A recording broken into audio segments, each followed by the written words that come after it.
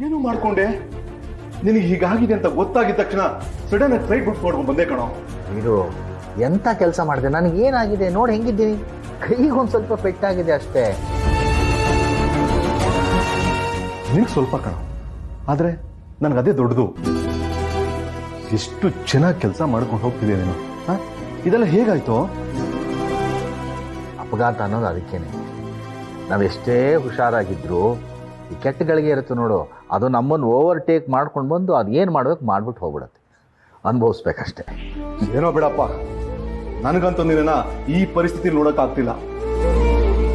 ನೋಡು, ನಿನಗೆ treatment set ಆಗಿಲ್ಲ ಅಂದರೆ ಹೇಳು, ನಾನೇ ಅಮೆರಿಕ ಕರ್ಕೊಂಡೋಗಿ ಟ್ರೀಟ್ಮೆಂಟ್ ಕೊಡಿಸ್ತೀನಿ. ಒಟ್ಟಲ್ಲಿ ನೀನು ಚೆನ್ನಾಗಿರ್ಬೇಕಷ್ಟೇ. ಅಣ್ಣ, ಅಂಥದ್ದೆಲ್ಲ ಏನೂ ಇಲ್ಲ. ಈಗ ನೋಡ್ತಾ ಇರೋ ಡಾಕ್ಟ್ರು ತುಂಬ ಒಳ್ಳೆಯವರು, ಚೆನ್ನಾಗಿ ನೋಡ್ತಾ ಇದ್ದಾರೆ. ಹೌದಪ್ಪ, ಭಾಳ ಒಳ್ಳೆ ಡಾಕ್ಟ್ರ್ ಇರೋ.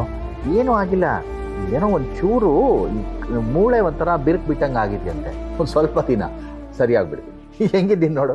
ನಿನ್ನ ಈ ಕಾನ್ಫಿಡೆನ್ಸೇ ನೋಡು ನನಗಿಷ್ಟ ಆಗೋದು. ಇಷ್ಟೆಲ್ಲ ನೋವು ಅನುಭವಿಸ್ತಿದ್ರು ನಿನ್ನ ಮುಖದಲ್ಲಿ ಇದೆಯಲ್ಲ ಆ ನಗು, ಅದಕ್ಕೆ ಎಲ್ಲರೂ ತಲೆ ಬಾಗ್ಲೇಬೇಕು. ಇನ್ನೊಂದು ಮಾತು, ನೀನು ಪೂರ್ತಿ ಹುಷಾರಾಗೋವರೆಗೂ ಗ್ಯಾರೇಜ್ ಕಡೆ ಹೋಗ್ಬೇಡ. ನಾನೇ ಹುಡುಗರಿಗೆಲ್ಲ ಹೇಳಿ ಕೆಲಸ ಮಾಡ್ತೀನಿ. ನೀನು ಹುಷಾರಾಗೋವರೆಗೂ ನಾನು ಇಲ್ಲೇ ಇರ್ತೀನಿ. ಅಯ್ಯೋ ರಾಮ, ನೋಡು ಲಕ್ಷ್ಮಿ ಇರೋ, ನನಗೇನೂ ಆಗಿಲ್ಲ. ನಿನಗೆ ಎಷ್ಟು ವ್ಯವಹಾರ ಇರುತ್ತೋ ಏನೋ, ನೀನು ಇಲ್ಲಿರೋ ಅಗತ್ಯ ಇಲ್ಲಪ್ಪ. ಕೈಗಷ್ಟೇ ಪೆಟ್ಟಾಗಿರೋದು, ನಾನು ಹೆಂಗಿದ್ದೀನಿ ನೋಡು. ಫ್ರೆಂಡ್ಶಿಪ್ ಅಂದರೆ ಬರೀ ಸುಖದಲ್ಲಿ ಆಗೋದಲ್ಲ ಕಣೋ. ಇವತ್ತು ನಾನೇನು ಸುಖ ಅನುಭವಿಸ್ತಾ ಇದ್ದೀನೋ ಇದಕ್ಕೆಲ್ಲ ನೀನೇ ಕಾರಣ ಅನ್ನೋದು ನಾನು ಯಾವತ್ತೂ ಮರೆಯೋದಿಲ್ಲ.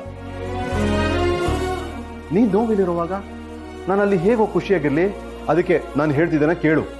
ಹೀರೋ, ಇವಾಗಿನ್ನೂ ಗ್ಯಾರೇಜ್ ಶುರು ಮಾಡಿದ್ದೀವಿ. ಕಸ್ಟಮರ್ಗಳು ನನ್ನ ಮುಖ ನೋಡಿ ನಾನು ಸರ್ವಿಸ್ ಮಾಡ್ತೀನಿ ಅಂತ ಗಾಡಿ ಬಿಟ್ಟು ಹೋಗಿರ್ತಾರೆ. ಅವ್ರು ಬಂದಾಗ ನಾನೇ ಅಲ್ಲಿಲ್ಲ ಅಂದರೆ ಸರಿಯಾಗಲ್ಲ. ನನ್ನ ಕೈಲಿ ಕೆಲಸ ಮಾಡೋಕ್ಕಾಗದೇ ಇರ್ಬೋದು, ಅಲ್ಲಿ ಹುಡುಗರುಗಳಿಗೆ ಏನು ಮಾಡಬೇಕು ಏನು ಮಾಡಬಾರ್ದು ಅಂತ ನಾನು ನಿಂತ್ಕೊಂಡು ಸೂಪರ್ವೈಸ್ ಮಾಡ್ಬೋದು. ನಾನು ತಾನೇ ಮನೇಲಿ ಎಷ್ಟು ದಿನ ಹಿಂಗೆ ಕೂತಿರ್ಲಿ, ನನಗೂ ಅಲ್ಲಿ ಹೋದ್ರೆ ಒಂದು ಸಮಾಧಾನ. ದಯವಿಟ್ಟು ಹೋಗಬೇಡಿ ಅಂದರೆ. ಅದಕ್ಕೆ ನಾನು ಎಷ್ಟು ಹೇಳಿದ್ರೆ ಅವ್ರಿಗೆ ಬುದ್ಧಿ ಬರೋದಿಲ್ಲ. ಗ್ಯಾರೇಜ್ಗೆ ಹೋಗ್ಬೇಡ ಅಂತ ನೀವಾದರೂ ಹೇಳಿ. ನನಗೂ ಹೇಳಿ ಹೇಳಿ ಸಾಕಾಗಿದೆ.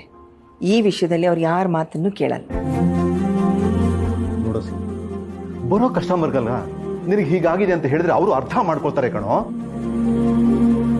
ನಿನ್ನ ಕೆಲಸದ ಬಗ್ಗೆ ಗೊತ್ತಿರೋರು ಯಾರು ದೂರ ಹೋಗಲ್ಲ. ಹಾಗಾಗಿ ನಾನೆಲ್ಲ ಸಂಭಾಳಿಸ್ತೀನಿ. ಮೊದಲು ನೀನು ಹುಷಾರಾಗು. ಈಗ ಡಾಕ್ಟರ್ ಏನು ಹೇಳಿದ್ದಾರೆ? ಅಣ್ಣ, ಡಾಕ್ಟ್ರು ಈಗೇನು ಕೆಲಸ ಮಾಡೋದು ಬೇಡ, ನೆಕ್ಸ್ಟ್ ಚೆಕಪ್ಗೆ ಬಂದಾಗ ನೋಡ್ಬಿಟ್ಟು ಹೇಳ್ತೀನಿ ಅಂತ ಹೇಳಿ.